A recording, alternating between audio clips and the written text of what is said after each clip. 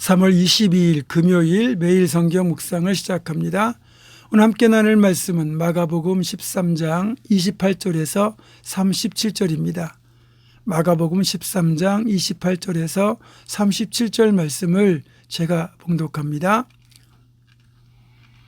무화과 나무의 비유를 배우라. 그 가지가 연하여 지고 잎사귀를 내면 여름이 가까운 줄 아나니 이와 같이 너희가 이런 일이 일어나는 것을 보거든 인자가 가까이 곧 문 앞에 이른 줄 알라.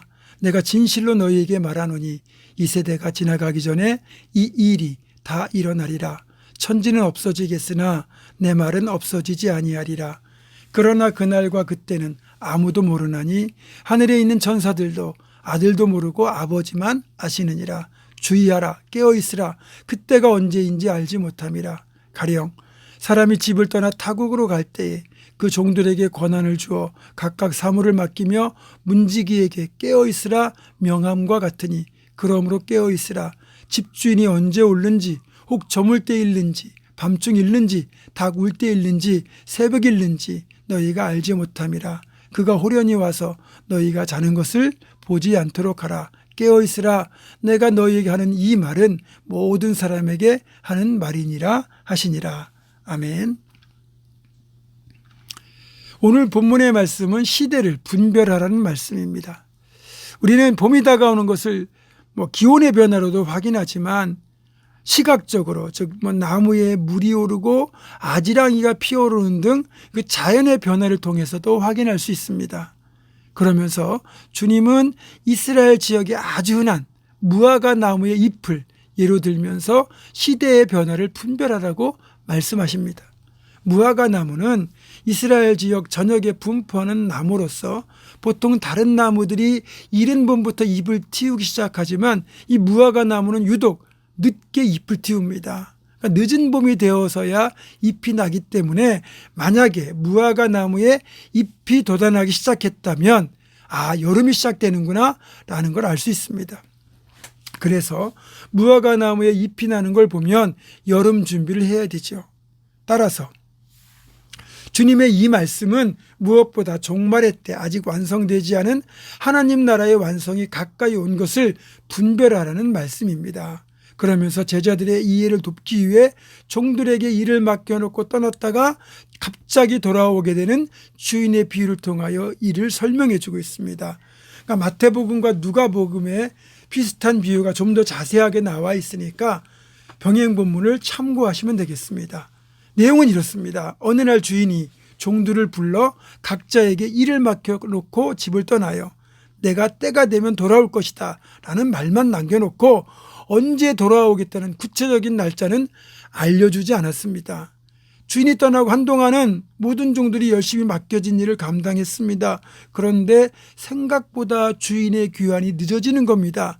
이때쯤이면 돌아오시겠지 생각했던 기간이 지났지만 여전히 주인은 돌아오지 않습니다. 슬슬 종들 사이에 술렁거림이 시작되죠. 충성되고 지혜 있는 종은 그럼에도 불구하고 주인이 언제 오시더라도 내게 맡긴 최선을 다하여 이 책임을 감당하자라고 열심히 일합니다. 그런데 혹시 주인이 변고를 당해서 못 돌아오시는 거 아니야? 그러면 아니면 아예 돌아오실 생각이 없는 거 아니야? 라고 기정사실화 해놓은 종들 중에는 눈치 없이 그냥 내 하고 싶은 맘대로 맘대로 하는 종들이 있겠죠. 그래서 자신의 주어진 권한을 남용해서 다른 종을 때리기도 하고 주인의 것을 흥청망청 제 것인 양 쓰기도 하고 심지어는 친구들을 불러다가 날마다 더불어 먹고 마시고 술판을 벌이는 사람도 있었을 겁니다. 그러던 어느 날 예고도 없이 주인이 돌아옵니다. 그때 그렇게 열심히 여느 때와 다름없이 주인의 일을 돌아보고 맡겨진 책임을 성실하게 감당하는 종을 본다면 주인의 마음이 어떻겠습니까? 제가 주인이라고 해도 그런 종은 상을 주고 싶지 않겠습니까? 그런데 주인이 없는 것처럼 자기 맘대로 잘못된 행동을 하던 그런 종을 본다면 어떤 생각이 들겠습니까? 가만두지 않겠죠. 죄를 물어 엄격하게 태형에 처하고 그가 저지른 잘못을 물어서 그에 상응하는 벌을 내리고 옥에 가둡니다. 결국 그는 옥에 갇혀서 슬피 울며 이를 갈지만 이미 때는 늦었습니다. 주님이 왜 이 말씀을 하시느냐? 주님이 재림하실 때도 이런 일이 벌어질 거라는 거예요. 절대로 지구는 망하지 않는다. 종말이 없다. 기독교에서 말하는 예수의 재림은 없다 주장하면서 마음껏 못된 일을 서슴지 않고 저지르던 그 종들처럼 그렇게 자기 마음대로 살겠지만 만약에 주님이 오신다면 그날 어떤 일이 벌어지겠습니까? 그날에는 모두가 이렇게 원하며 주님 앞에 매달릴 겁니다. 요한계시록 6장 15절에서 17절입니다. 땅의 임금들과 왕족들과 장군들과 부자들과 강한 자들과 모든 종과 자유인이 굴과 산들의 바위 틈에 숨어 산들과 바위에게 말하되 우리 위에 떨어져 보좌에 앉으신 이의 얼굴에서와 그 어린 양의 진노에서 우리를 가리라. 그들의 진노의 큰 날이 이르렀으니 누가 능히 서리요 하더라. 그러니까 주님 오시는 날 극명하게 반응이 엇갈리는 겁니다. 한쪽은 너무나도 기쁜 주님과의 혼인잔치 자리에 들어가게 되겠지만 다른 한쪽은 주님으로부터 책망받고 심판받고 영원히 멸망에 들어가는 심판의 법정이 될 겁니다.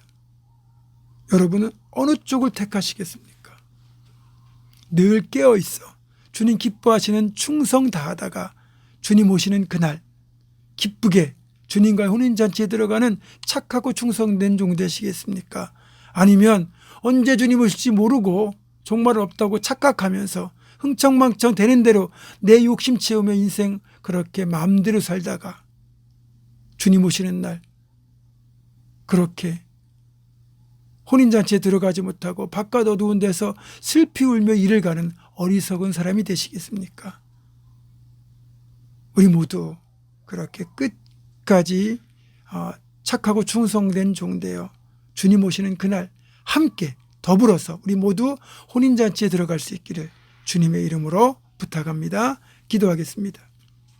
고마우신 하나님, 우리를 구원하여 저 천국을 소망으로 주셨는데 이 땅의 삶에서 깨어있지 못하고 잠이 들거나 엉뚱한 길로 헤매다가 구원에서 멀어지는 어리석은 자 되지 않도록 도와주시고 주님께서 맡겨주신 사명 책임 다해 최선을 다해 잘 감당하다가 주님 오시는 그날 주님으로부터 잘했다 착하고 충성된 종아 칭찬받으며 기쁨으로 혼인잔치에 들어갈 수 있는 우리 모두가 되게 하여 주시옵소서.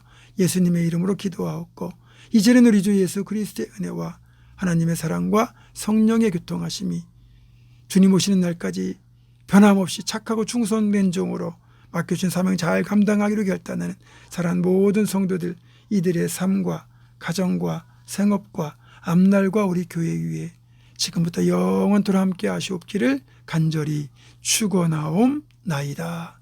아멘.